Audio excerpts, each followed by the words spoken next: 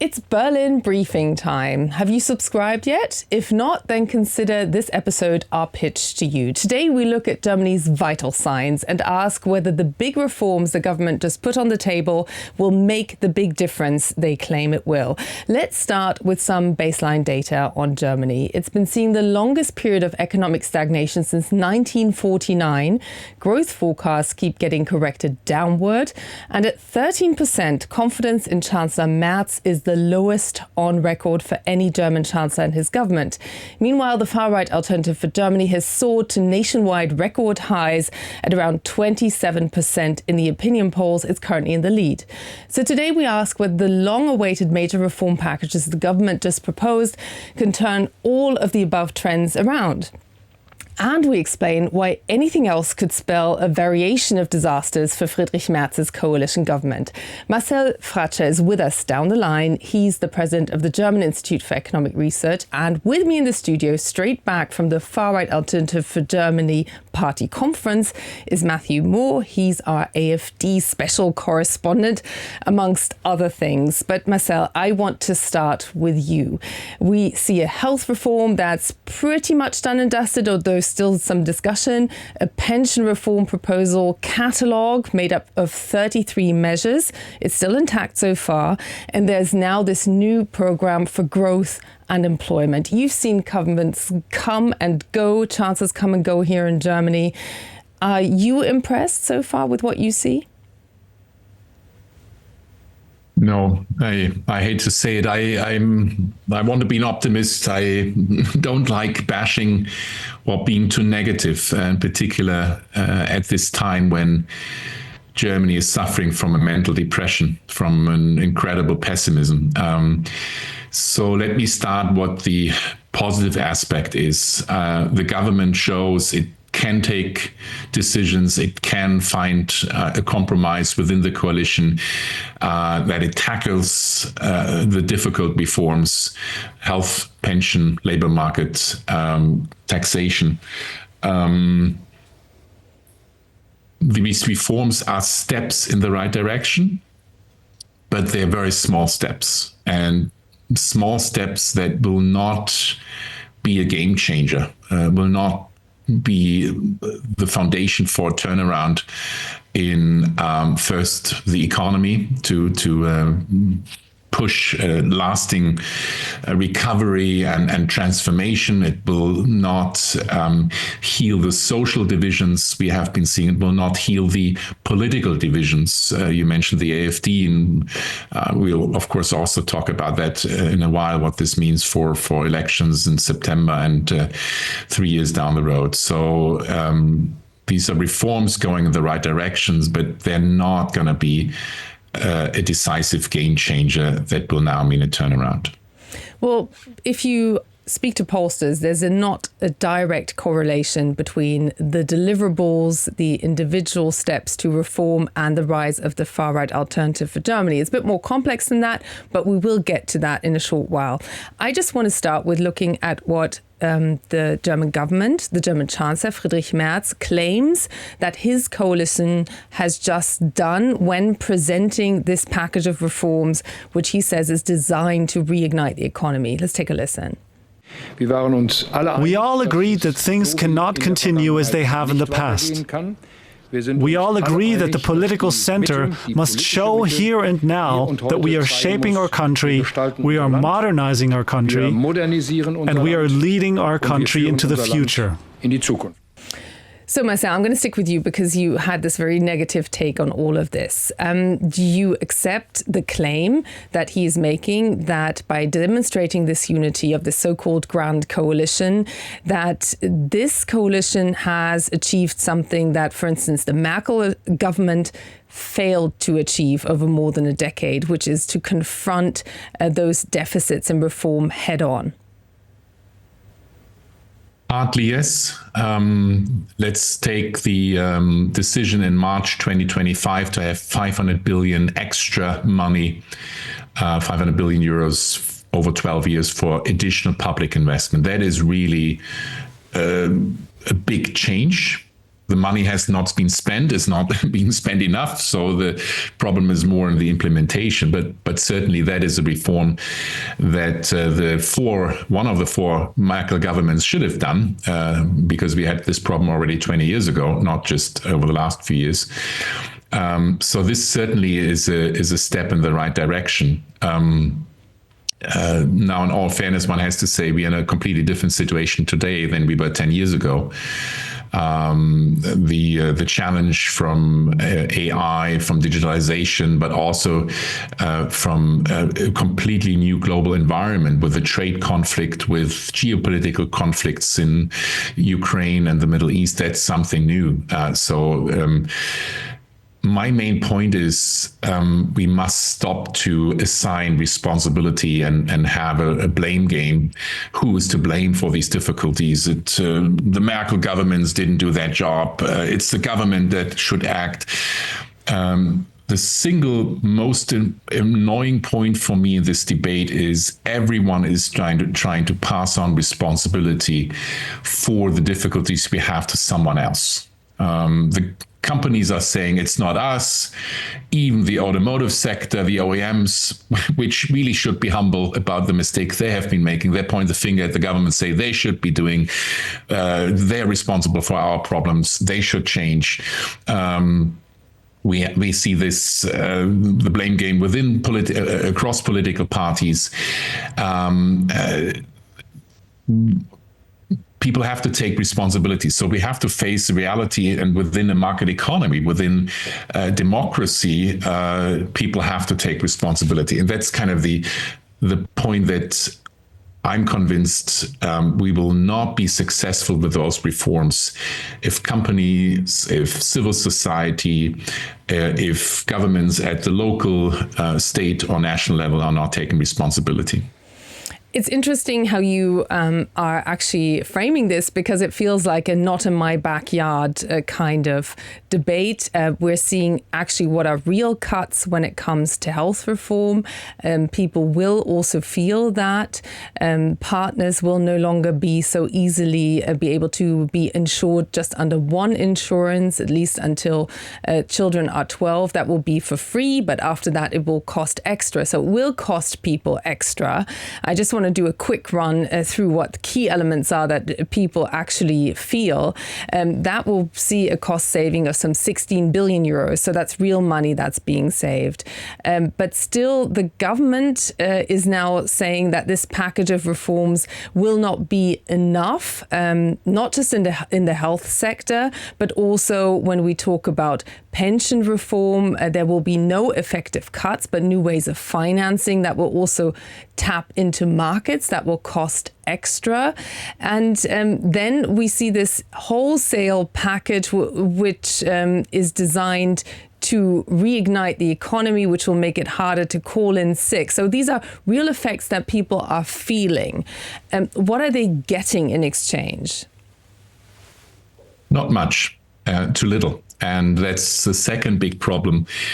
There is a narrative underlying all these different reforms that you mentioned: pension, healthcare, care, labor market, and taxation, which is not the companies are responsible. They should be getting help. It's employees and people needing help in the area of social security that are the problem. They should be working harder. We had this discussion about lifestyle tight side. Sorry for the translation. Yeah, part-time employment, because part-time employment rates are very high in Germany. Yes. Right, and we now need to have more flexibility in the labor market. We need to cut employment protection. We need to be more flexible on working hours. So every item that you look at, there's this underlying narrative. We need to work harder, and the employees are ultimately responsible. And that's a very one-sided perspective. Yes, social security systems need to become more efficient.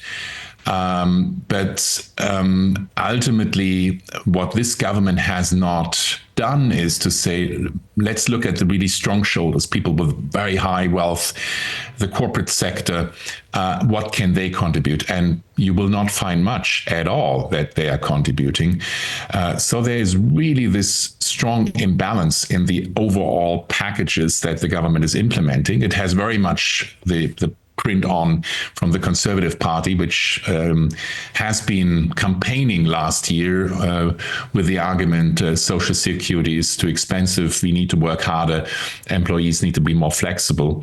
But that's not a vision for the future. That's simply a blame game. And that's kind of will make social divisions deeper and will not solve our economic and social problems. So I think there is this very strong imbalance, and I think that is a major weakness of these reform packages. Clearly, your analysis is closer to the employee side, as many big employers are also saying these reforms stop short of delivering the real flexibility that they need to become more competitive. One issue up for debate is how hard of a rule the 8-hour day will remain. It's actually in the coalition agreement that will become more flexible. That's something where the Social Democrats have gone back and forth. The Social Democrats, who are, of course, in the coalition with Friedrich Merz. Now, and I just want to get to the point where the economic data, these reform packages that we just discussed, intersect with the actual polling. That's where we get to the far-right Alternative for Germany party, which is currently continuing to rise in the polling. It's currently 5 percentage points ahead of Friedrich Merz's conservative camp here in Germany, which is quite spectacular. And I just want to take a listen and then come to you, Matt, on this. At the analysis, and this was the more kind of sober analysis that was delivered by Alice Weidel, the co-leader who was just re-elected of the AfD party, what she perceives to be the overarching problem here in Germany. Saving the euro, saving refugees, saving the climate, saving Ukraine. Taken together with relentless deindustrialization and a disastrous energy policy, it's too much to bear. We are being overwhelmed by people in our country, overwhelming those who worry every day about their children's future, who think in terms of generations, and who believe in Germany's future. So, Matt, given what Marcel Fratzscher just analysed for us and the greater context, why is this message so appealing to people? Yeah, I mean, that was her message to delegates there, kind of summing up where the party's at. And obviously she was touching on all of those big themes that the party has tapped into in the last decade to essentially go from 0 in 2013 to now almost 30% in the polls. Look, it always comes back to migration, right? Well, like one thing that people say to me is, that migration will never not be an AfD issue. Mm-hmm. But they have, in recent years, or certainly since the election in 2025, I've noticed much more that AfD is attacking the conservative CDU on the economy. And so they're trying to kind of shift away, not so that they're not only banging on about migration all the time, so that they're saying, actually, this competency, this core competency of the Conservatives, we need to put that in question. We're now saying that they're not even up to that. You know, that was one of the things that for the last 80 years, the Conservatives were the party that could run the economy. You could trust them on that. And the AfD has really been bashing the Conservatives relentlessly on that issue. The other things are important to the AfD, i.e. the energy transition and the environmental measures that governments have been focusing on in recent years, that they are that they're not working, that they're doing harm to the German economy, that they are overbearing, that they're sticking a hand in people's private lives where they shouldn't be. That's important to their overall image. But what's really, really important to the AfD and what's critical to the AfD's, I think, to their more recent success is the economy and their relentlessness with which they attack the CDU and Friedrich Merz. So not really surprising that she talked about Friedrich Merz at the weekend there, and she kind of said that she didn't think he was up to the job, frankly, that he was overwhelmed by the challenges facing the country.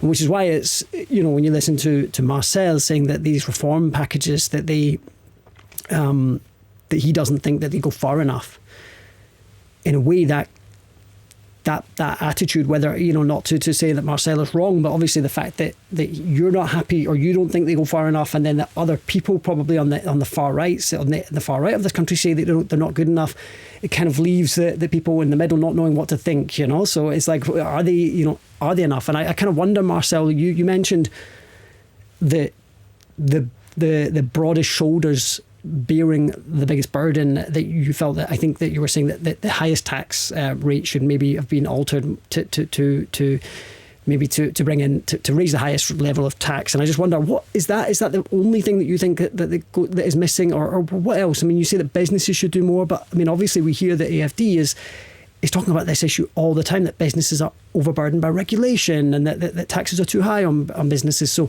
I think it's really tricky for a Conservative government to come in and say, yeah, we are going to tax businesses more, corporate tax is going to go up, especially when you've promised not to do that. So, well, tax on personal incomes has gone up. The new thresholds are from 250,000 onwards, and 150,000 euros, that is. But Marcel, I think that was a question to you. So do you want to pick it up there? Yeah. No, they're very good points. To be very clear, companies should pay lower taxes. This is important, and this is actually part of the coalition agreement last year that the government promised to implement, is to lower taxation for corporates. And I think that is necessary for a revival. There are a number of points, but let's start with the money, because the money is really crucial for pretty much everything.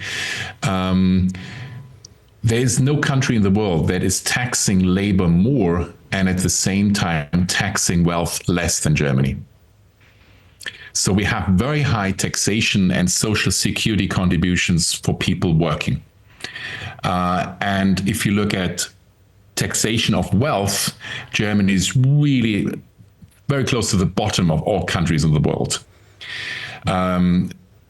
German government has 1% of the GDP, of the production each year, in wealth-related tax revenues. France, UK, United States, and you can go on, have 3 to 4%. So 3 to 4 times more. And the weakness of the reform package of the government so far is they have not been able to finance, for instance, now the tax cuts on income. There is this huge gap in financing, and this government could not agree to close that gap. And I think all parties are partly right. The Conservatives are saying, well, we should be careful with tax increases. We should rather cut many of the subsidies. Yes, we should be cutting subsidies such as reduced VAT or all the privileges for cars, for gasoline, for diesel, and for kerosene. There's 60 billion euros in terms of subsidies, climate damaging subsidies the German government is paying every year, and this government has not been able to actually to cut those subsidies. And also in terms of taxation, you rightly mentioned above 250,000 euros, there's now the slightly higher income tax, but look, this is marginal, right? I mean, 250,000, that's 0.1% of the population. That's not going to bring in much subsidy. So in short, money is important. This government has not been able to agree how it wants to fund it. In particular, defense spending. Germany is going from 1% of GDP for defense to close to 4 or 5% of GDP without any plan how to finance it. And that's not sustainable. And then we can go on many different other elements, but the financing side is crucial. And let me pick maybe one more point, Matt, because you mentioned it. We have a huge problem with old age poverty. Poverty rates among people above 65 is substantially above national average. And we know old age poverty will increase in the coming years as we have more and more people who are retiring now. often women who have not been able to work full time or for 40 years because they have had children, raised children, look after relatives. And these reforms have done nothing to that. So they have not, rather the opposite. They're cutting pensions effectively and raising contribution rates. And that's why, the compromise that has been found is not really one that is sustainable.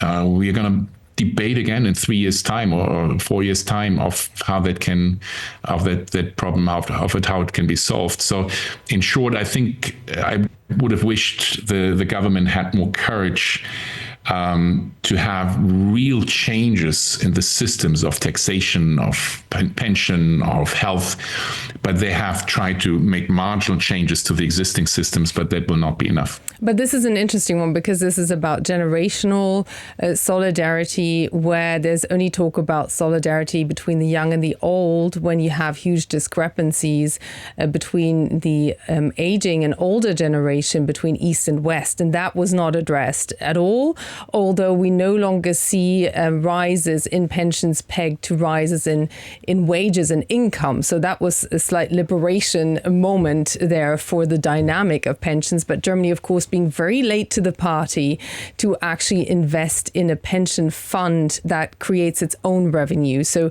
2 percentage points of the income will in future be invested, but that will take decades to really substantially pay off. But pension is an interesting one because that's one of the few areas where the AfD is really far apart from all other parties. Was this discussed in detail? And is this part of their appeal, you think? It wasn't discussed in detail at the weekend. The weekend was not, there wasn't a lot of... That was a party conference. Meeting that I've just come back from. There wasn't a lot of discussion really about the party's programme that will come next year and the year after. Because they don't have to, right? They don't have to, yeah. And this was really about re-electing the national board and the core leaders, Alice Weidel and Tino Kropala. But the pension issue is an interesting one because recently I was at a meeting, an AfD event in one of the states that's going to have an election in September, and that was an issue. It was a lot of older people at this event. This is Saxony-Anhalt, which will have these key elections which could see the AfD actually come into political power for the first time here in Germany in September. Yeah. Right. And the people pointing out that, the AfD is promising tax-free pensions, essentially, that pensions will not be taxed in the future. And if you're a person who's about to enter retirement age, that's exactly what you want to be hearing, especially in the east of the country, Michaela, where you talk about the differences in incomes there. They also have set out a target, try and explain this, but there's kind of the Renten niveau, which is the minimum.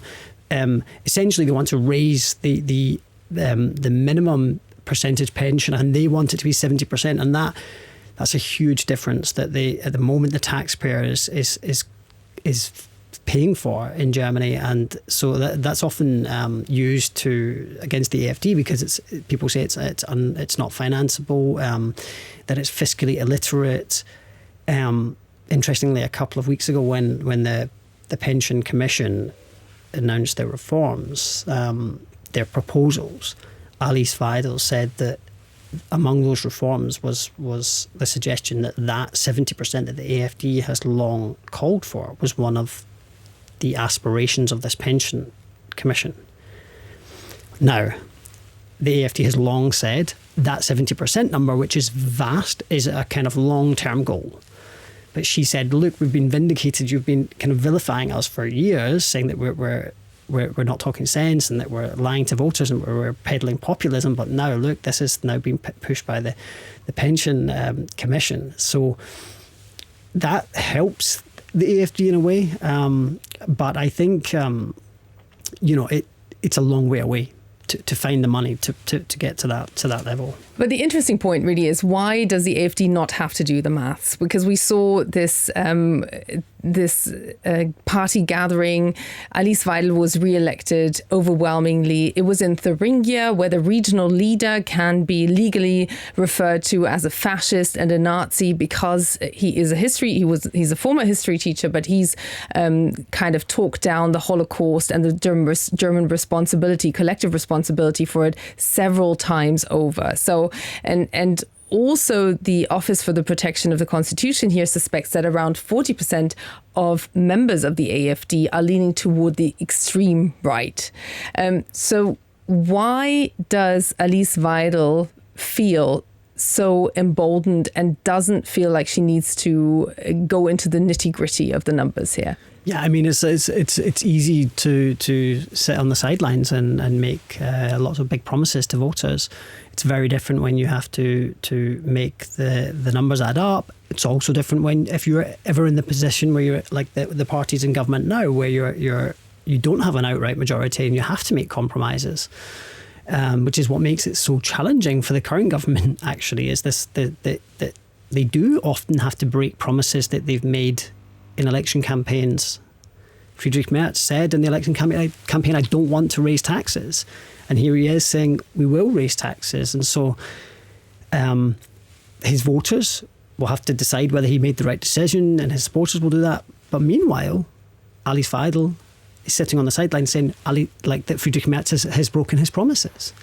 And yeah, I think that's part of the strategy of the AfD is frankly to set out a vision and not to worry too much about how you pay for it. Often whenever we ask them, how will you pay for this, as I say, this huge subsidy to pay for our pensions, they say, oh, well, we'll cut all the subsidies for energy transition. We won't be paying for the European Union membership anymore. So that's a saving. And so the money can just be moved from pot to pot and nobody has to actually account for it at the end of the day. Yeah, there was actually an interesting moment when farmers were going onto the streets in Berlin when the previous government wanted to cut diesel subsidies, which have now been preserved just in this reform package. And there was a moment where the AfD felt that this could be a protest they could also harness, until actually the farmers realized that the AfD is in favor of cutting all of these subsidies. So Marcel, back to you. As we face this, essentially, it's a political countdown that we're in here in Germany until those elections on the 6th of September in Saxony-Anhalt, the first of two states going to the polls in September, but the first state where the polling now suggests that the AfD has a very good chance of actually coming into political power, potentially with a clean sweep majority, certainly in the regional parliament. What is your observation in terms of how rational the debate is on these reforms? And with Merz having declared the economy as the measuring stick for his own success, was that a mistake that he made? Yeah, good question. I think the mistake most democratic parties have been making, and certainly all three parties in the coalition government, is to try to muddle through, to make promises to citizens that they cannot keep. And I see that as a fundamental mistake. I mean, we just discussed about the AfD that is making completely unrealistic promises. And if you look at the federal election, February 2025, the AfD promised close to 200 billion euro, so close to 5% tax cuts and spending increases for the country. So something completely crazy. And you would think the best way to call the bluff is to actually say, look, they're just lying to you.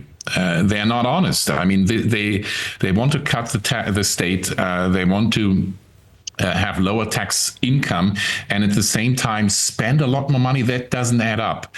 And the mistake the democratic parties have been making is they also have made completely unrealistic promises. The Conservative Party promised 99, so close to 100 billion euros in tax cuts and spending increases per year, knowing full well that they have to save money. I mean, it's not about spending 10 or 100 billion. They have to probably save 20, 30 billion a year to make ends meet. So the mistake I see is that the Democratic parties, in particular the Conservative Party, has been trying to copy the AfD in terms of these promises that are completely unrealistic, that they, of course, cannot deliver. So creating a lot of frustration and dissatisfaction among citizens saying, well, they promised this. Where is it? Why are they not delivering it? And then also copying AfD positions on migration, on social security policies, on Europe. And then citizens who are sympathetic to the AfD think, well, see, the AfD must be right if everyone else is copying them, so I might as well vote for the original. So the mistake I see is that the Democratic parties have not spoken out, communicated in an honest, sincere manner to explain to people, look, we're in a difficult situation. We are going to make it, but these are the reforms we have to make. This is the direction we have to go to. And there I see, I can understand the dissatisfaction of citizens. If you make these promises in elections and you're not delivering on them, and the economy is not improving either, that you ask yourself, so why are they not delivering on what they promised? And so more honesty is, for me, the starting point. That creates trust, and without trust and honesty, the only party benefiting from it is the AfD, and to some extent also the Left Party, which is, by the way, also gaining in the polls, not as much as the AfD. And the Left Party is a democratic party, to be also very clear, to make that distinction. But all democratic parties in the center left, center right are losing big time because of that mistake. Marcel, thank you so much. I'll take that as your kind of final recommendation to policymakers. I want to end with you, Matt, because that was a really interesting point, the sense of frustration and of voters no longer really having faith in the political establishment. That's what I hear a lot when speaking to pollsters as well. How are delegates at the AfD, how's the AfD discussing that? I mean, I think there's, to kind of wrap up a little bit, Max, what Marcel said at the beginning, which was whether you think that the reforms are the answer to Germany's deep structural problems or not, the fact that the government is producing reforms and is thrashing out a plan to deal with X, Y, and Z problem is helpful for the government parties, because the message is then coming through to voters, are they getting on with the job? And for a long time, that wasn't the case, and that was hugely beneficial for the AfD. So I sense at the AfD that there's a concern that this window of opportunity might be closing. They know that they've had a very fertile environment for them to grow their support. They've had crisis. Whether you look at like the last 5 years, they had the pandemic where post-pandemic, people were angry, they were frustrated about government, their trust in institutions was really low. And actually, in 2022, the number of the AfD's membership has more than doubled since 2022. And then you had the Russian invasion of Ukraine, again, chaos and crisis, and the AfD tapped into this fear and this anxiety about that. So the economy, as you said, at the very beginning has been in a period of stagnation. And I think the AfD is wondering, when will the economy start to pick up? When will we see domestic demand start to improve GDP? We know that $500 billion has been borrowed to build infrastructure. That's going to start to improve the economy overall. So I think the AfD is trying to kind of dismiss the reforms and say that they're not good enough, and that Merz has broken his promises, and is kind of putting pressure on the government, because they know that if they continue to do well in the polls, and if they do pull off a big victory in Sachsen-Anhalt in September, that could put pressure on the Conservatives on the national level, to the point where the AfD, from the AfD's point of view, they would love for a situation where there were new elections in 2027, and that's what Alice Weidel was talking about at the weekend. Yeah, she basically declared there will be elections. There will be new elections, and I think why would which there won't. There won't. There won't be. I mean, unless unheard of happens. I wonder the scenario. There are scenarios in September which could put pressure on the Conservatives. If the calls start to grow for the Conservatives at a state level, potentially to do a coalition with the AfD, I think that could. Or even just tolerate them. I mean, anything that questions the firewall has the potential, of course, to rip the Conservative camp apart over that very issue. So I think that's their aim. The AfD's aim is to try to kind of drive a divide through the Conservatives until those elections. And that could trigger those elections that the AfD, that Alice Weidel was talking about happening next year, which came as a surprise to me. There are others there. It must be said there are others in the party, and you talk to at the weekend senior figures who behind closed doors will say, of course there's not going to be new elections. They'd be mad to have new elections. Why would they do that? So they're kind of counting on several years of planning and preparation and become a big tent party, normalise, completely try to kind of drop this the right-wing extremist label completely and become more kind of a kind of palatable to voters across the political spectrum, and then win an outright majority at the next elections in 2029. And of course, they are considered to be right-wing extremists already in 5 German states. So that is something you will also keep a close eye on for us as we approach those September elections in Saxony-Anhalt, which will become historic either way. So we, of course, will have several episodes, I'm sure, of Berlin Briefing as we approach that key date here in German politics. And for now, thank you for tuning in. Leave a comment what you would like more depth reporting and analysis on. And do sign up to seeing us pop up on your screen every single time if you're interested in more analysis by the Berlin Briefing team. Thank you. Bye-bye.